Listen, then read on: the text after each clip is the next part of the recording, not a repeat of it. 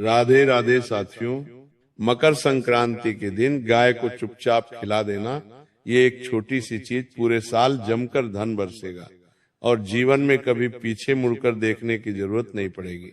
जी हाँ दोस्तों, देखिए पूरे 752 वर्षों के बाद मकर संक्रांति पर एक अद्भुत संयोग बन रहा है।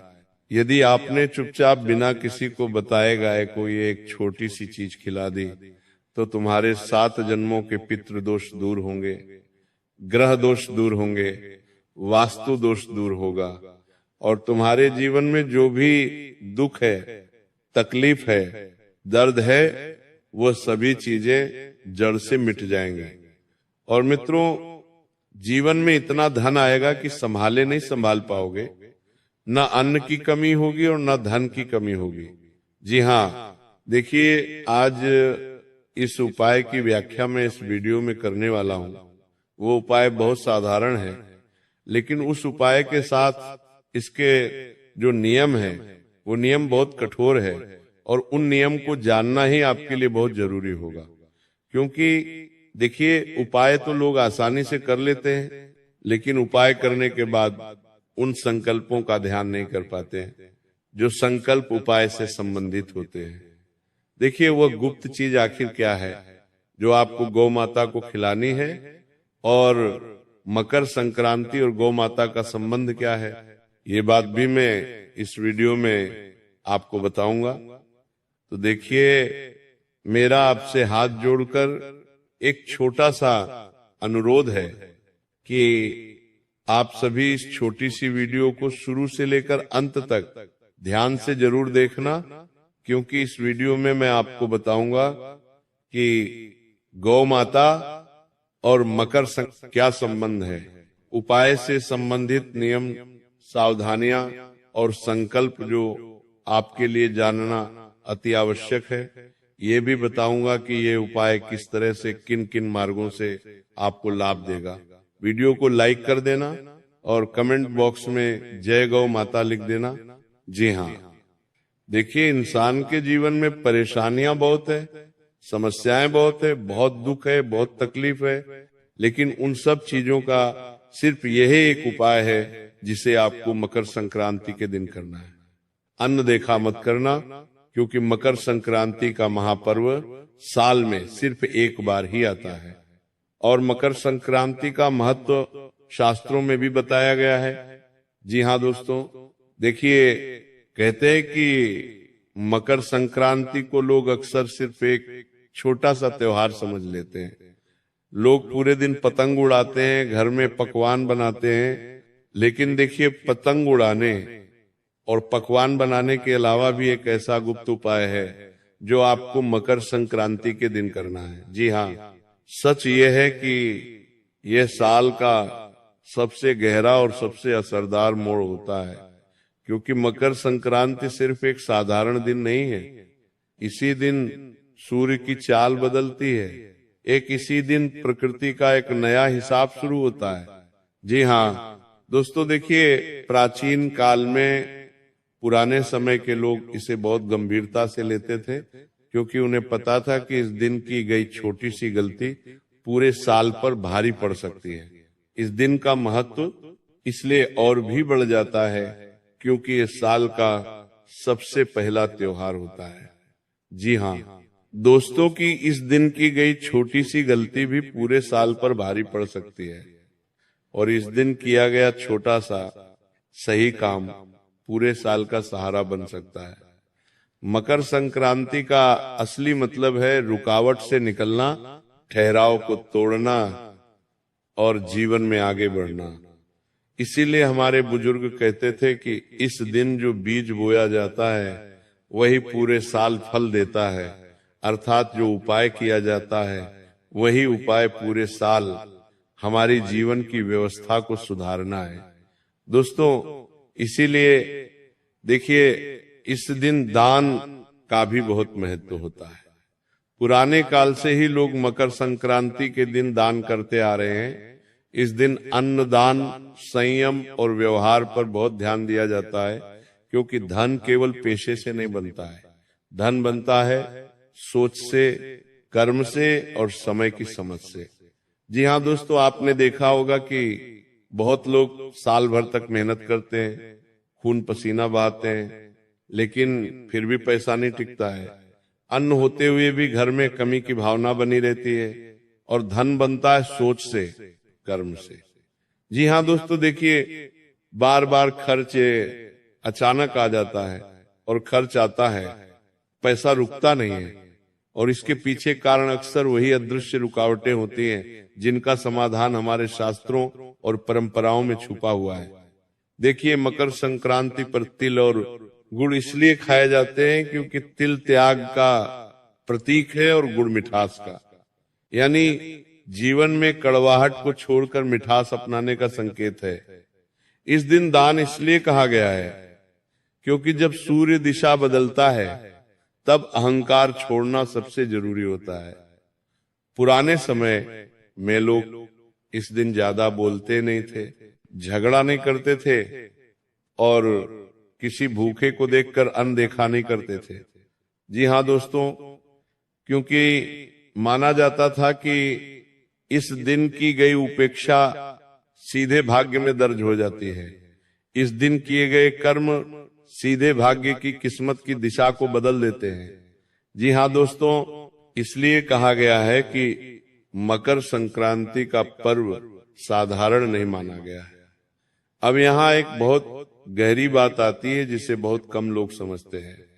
मकर संक्रांति पर प्रकृति सुनती है, लेकिन शोर नहीं सुनती, दिखावा नहीं देखती। मकर संक्रांति का पर्व है सिर्फ भावना और मौन को, किए गए कर्मों को ही पहचानना, यानी कि जो गुप्त उपाय और जो गुप्त कार्य अगर हम मौन रहकर करेंगे, सबसे छुपा कर करेंगे, तभी उसका फल हमें प्राप्त होगा।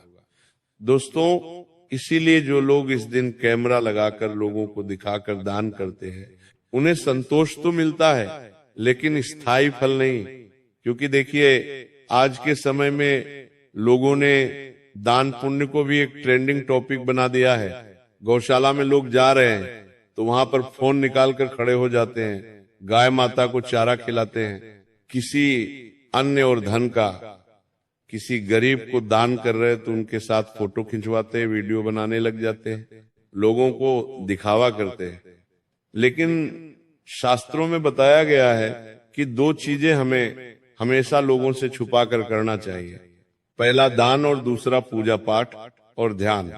क्योंकि ये दो चीज जितनी छुपी हुई रहेंगी उतना फल आपको मिलेगा। जल्दी ही तो देखिए कि अब धीरे धीरे मैं आपको उस दिशा में ले जा रहा हूं जहां असली रहस्य छुपा है। लेकिन उससे पहले यह समझना जरूरी है कि गाय को हमारे शास्त्रों में इतना ऊंचा स्थान क्यों दिया गया है। जी हाँ दोस्तों, क्योंकि देखिए, ये उपाय सिर्फ गौ माता पर ही निर्भर करेगा और उस इंसान पर निर्भर करेगा जो इंसान ये उपाय कर रहा है। तो आज ये उपाय किस तरह से अपनी दिव्य शक्ति तुम्हें दिखाएगा, ये उपाय किस तरह से तुम्हारे जीवन से अंधकार को मिटाएगा, ये उपाय किस तरह से तुम्हारे जीवन में खुशियों की रोशनी लेकर आएगा। हर एक बात समझ लेना, हर एक बात अच्छे से सुन लेना, क्योंकि अगर तुमने अनसुना किया या तुम कोई बात भूल गए तो ये उपाय अपना नकारात्मक असर भी दिखा सकता है। यानी कि तुम तो सोचोगे कि यार, मैंने तो जीवन में अपना अच्छा, अपना भला करने के लिए उपाय किया था, लेकिन मेरे साथ बुरा क्यों हो गया। इसके पीछे का कारण यही होगा कि तुमने एक एक बात को अच्छे से नहीं समझा होगा या एक एक बात को अच्छे से नहीं सुना होगा। देखिए दोस्तों, मैं आपको बताता हूं कि गाय को हमारे शास्त्र में इतना ऊंचा स्थान क्यों दिया गया है।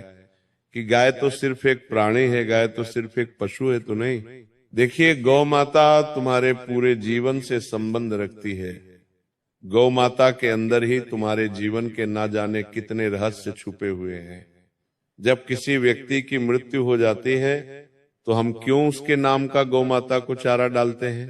क्या तुमने कभी सोचा है, जब जीवन में दुख आता है, तकलीफ आती है और बीमारी आती है, तो हम क्यों गौ माता को याद करके गौ माता को भोजन खिलाते हैं। देखिए, गौ माता कोई साधारण पशु नहीं है।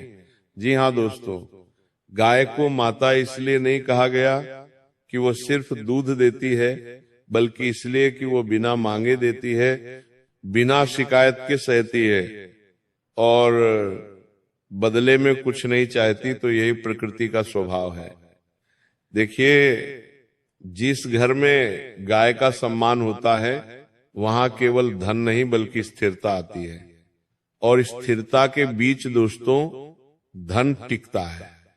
जी हाँ, लेकिन ध्यान रखिए, यहां मैं किसी को दिखाने वाला उपाय नहीं बता रहा, ना ही कोई ऐसा काम जो बाजार में बिकता हो, क्योंकि मैं गारंटी के साथ कहता हूं कि पूरे YouTube पर आपको आज से पहले इस उपाय के बारे में किसी ने नहीं बताया होगा ना, किसी कथावाचक ने बताया होगा, ना किसी गुरुजन ने बताया होगा, ना किसी विशेष पंडित या ज्ञानी ने बताया होगा, क्योंकि ये उपाय इतना गुप्त है कि इस उपाय का उल्लेख किसी भी शास्त्र में नहीं मिलता है। जी हाँ दोस्तों, ये उपाय सिर्फ किया जाता है सच्चे मन से, सच्चे दिल से, पवित्र कर्म से। जी हाँ दोस्तों, देखिए कि जो उपाय मैं बता रहा हूं वो उपाय हमेशा चुपचाप किया जाता है, और अब तक जो मैं बता रहा था वो भूमिका थी, क्योंकि अगर आप सीधे उपाय पर आ जाते तो उसका असर आधार रह जाता। अब ध्यान से सुनिए, क्योंकि यहां से बात गुप्त हो जाती है और यहीं से इस उपाय का असली महत्व और इस उपाय की असली प्रक्रिया शुरू होती है। जी हाँ दोस्तों, बता देता हूं कि सबसे पहले तो मकर संक्रांति का जो दिन है, उस दिन आप सुबह ब्रह्म मुहूर्त में उठिए। देखिए, आप चाहे पूरे साल 9:00 बजे उठते हो, 10:00 बजे उठते हो, 11:00 बजे उठते हो, जितनी भी बजे उठते हो, उठ जाना।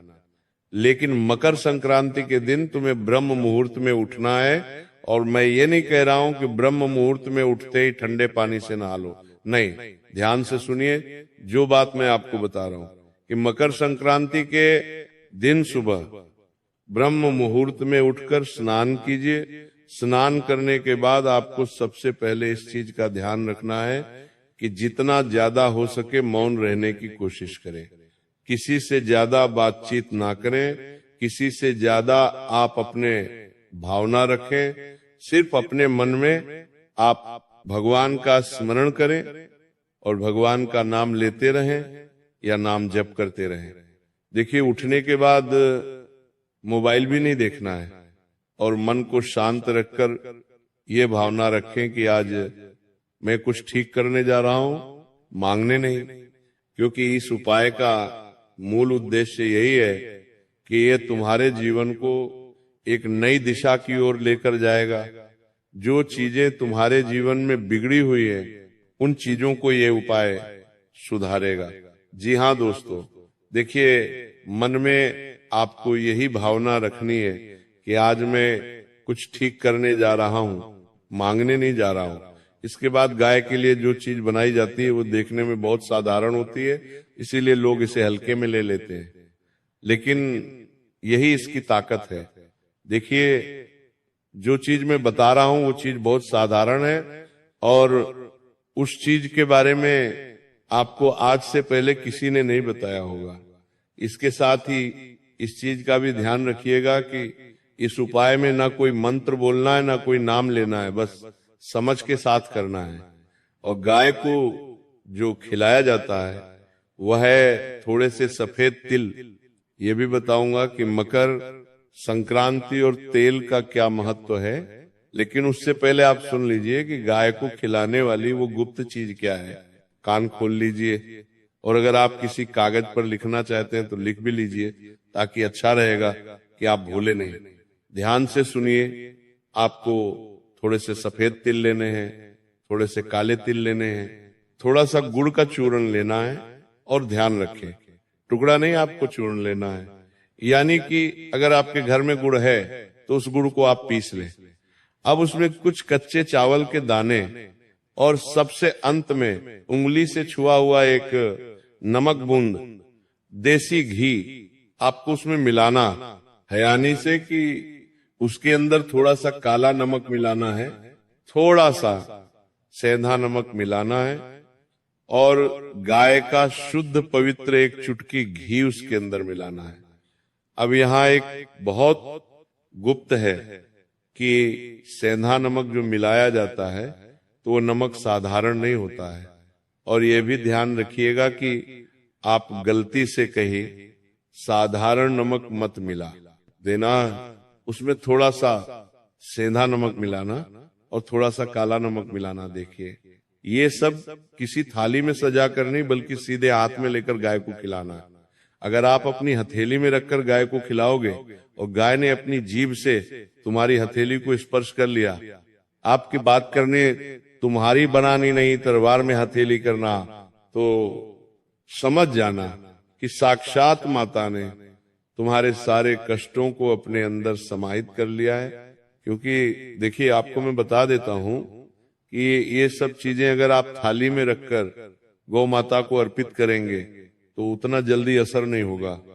सीधे हाथ में लेकर गाय को खिलाना है। उसके बाद ध्यान रहे, ये उपाय आप कर ले तो किसी को बताना नहीं है, ना किसी को दिखाना है, और सबसे जरूरी बात, खिलाते समय कोई इच्छा नहीं बोलनी है।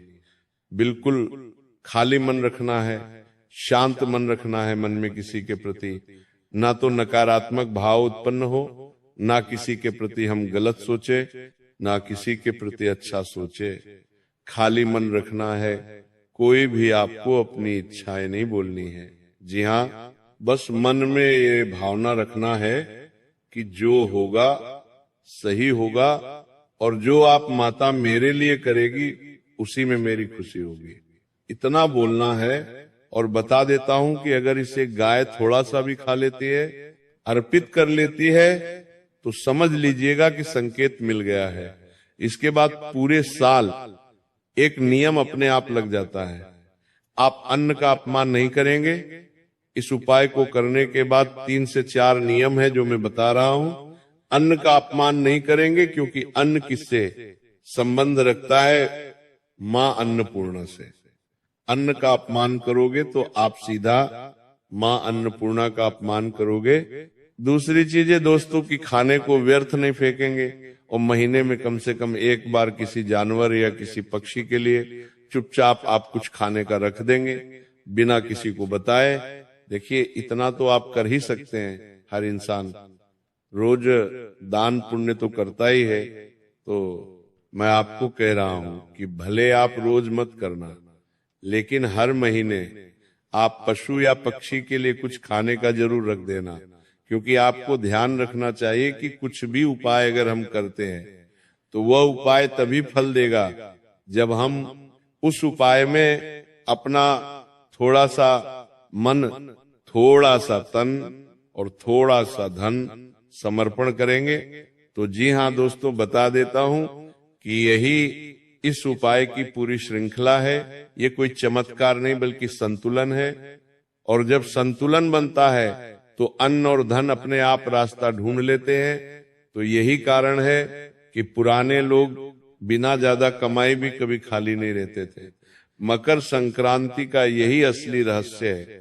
कम बोलो, सही करो और समय पर करो। जो इस बात को समझ गया उसके घर में कमी शब्द धीरे धीरे खुद ही निकल जाता है। जी हाँ दोस्तों, देखिए, मकर संक्रांति के दिन अगर आप इस उपाय को करेंगे तो ये उपाय आपको बहुत जल्दी लाभ देगा, और उस लाभ की सीमा भी ये उपाय तय करेगा कि कितनी मात्रा में देना है और कैसे देना है। इसके बाद देखिए, मैं आपको बताता हूं कि ये उपाय किस तरह अपना असर दिखाएगा। देखिए दोस्तों, मैं ये नहीं कह रहा हूं कि इस उपाय को करने के बाद तुम रातों रात करोड़पति बन जाओगे, अरबपति बन जाओगे, तुम्हारी लॉटरी लग जाएगी। नहीं, देखिए, ये उपाय रातों रात करोड़पति बनने का नहीं है, बल्कि इसका असर वहां दिखता है जहां असली परेशानी होती है। पैसा आते हुए भी रुकता नहीं है, बेवजह खर्च निकल जाता है, मेहनत के हिसाब से फल नहीं मिलता है।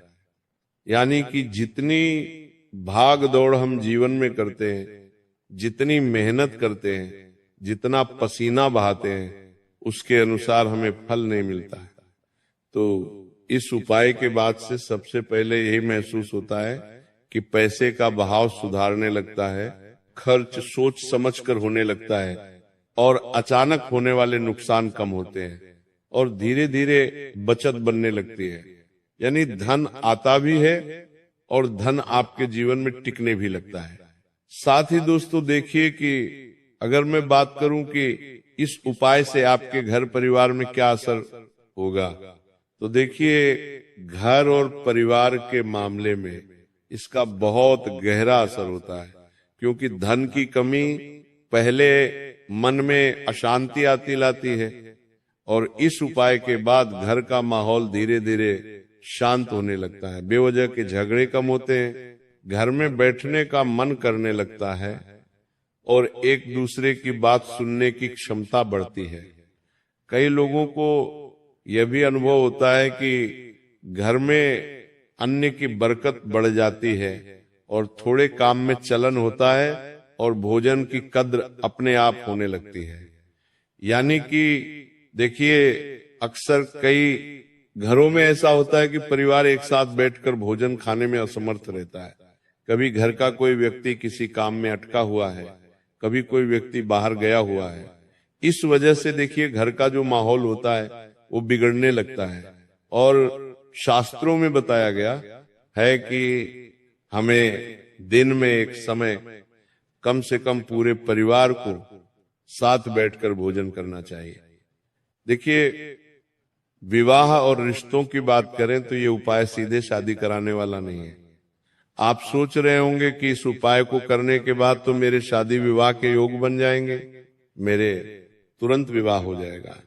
तो देखिए तुरंत विवाह तो नहीं होगा, लेकिन हाँ शादी विवाह होने के योग जरूर बनेंगे कि रिश्तों में जो अड़चने आती है, बार बार बात बिगड़ जाना, सही रिश्ता आते आते टूट जाना, घर में मनमुटाव पर इसका असर पड़ता है, क्योंकि जब व्यक्ति के भीतर ढेर स्थिरता आती है तो रिश्तों में भी वही उड़ जाती है। विवाहित लोगों के लिए ये उपाय समझ और सहनशीलता बढ़ाता है, जिससे संबंध बहुत मजबूत होते हैं। जी हाँ दोस्तों, देखिए मानसिक स्थिति और आत्मविश्वास पर इसका प्रभाव पड़ता है। बहुत लोग बाहर से ठीक दिखते हैं, लेकिन अंदर से लगातार डर, चिंता और असुरक्षा में रहते हैं। तो ये उपाय करने के बाद मन हल्का महसूस करता है, बिना कारण की बेचैनी खत्म होती है और व्यक्ति को लगता है कि चीजें उसके खिलाफ नहीं बल्कि उसके साथ चल रही है। यही आत्मविश्वास आगे चलकर धन और सफलता का रास्ता खोलता है। देखिए दोस्तों कि बहुत सारे लोग ऐसे भी होते हैं जिनके व्यापार और व्यवसाय में दिक्कतें आती हैं, रुकावट आती है, ग्राहक दहली नहीं चलता है। व्यापार और व्यवसाय पर तो देखिए इस उपाय का असर निर्णय शक्ति पर पड़ता है।